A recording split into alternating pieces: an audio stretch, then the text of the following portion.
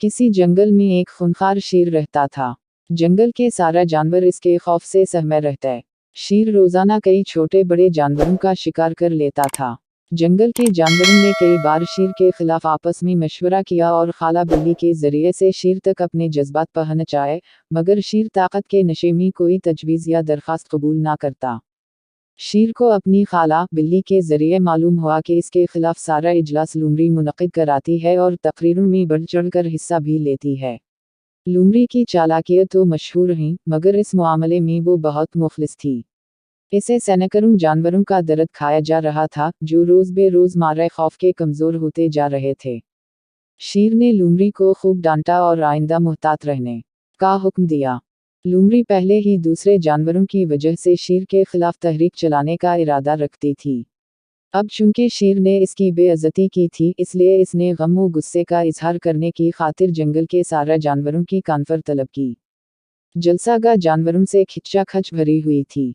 लूमड़ी ने सारे मेहमानों को इतिमाद में लेकर एक तजवीज़ पेश की, जिसको सब ने खुशी खुशी मंजूर कर लिया। अब किया था, शेर साहिब के खिलाफ सोची गई तरकीब पर अमल करने के लिए सब जानवरों ने एड़ी चोटी का जोर लगाने का फैसला किया। शेर को इस हंगामी इजलास की कानो कान खबर न हुई, क्योंकि इजलास के रोज़ शेर की खाला बिल्ली को नहीं बुलाया गया था। लूमड़ी ने कुछ दिनों बाद मंसूबे पर काम शुरू कर दिया।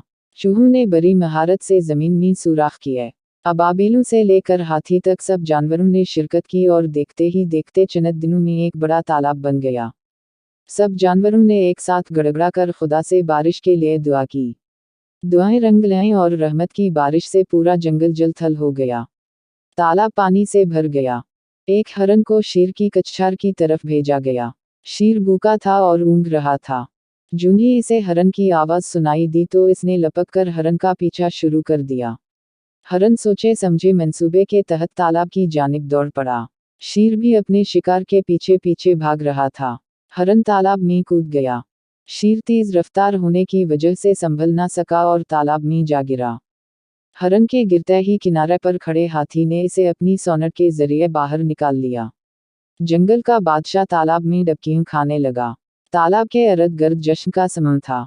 शेर ने गोते खाते हुए मुआफ़ी चाही और आइंदा मार धाड़ ना करने का वदा किया। लूमड़ी का दिल पसीज गया और इसने शेर को मुआफ़ करने की दरख्वास्त पेश की।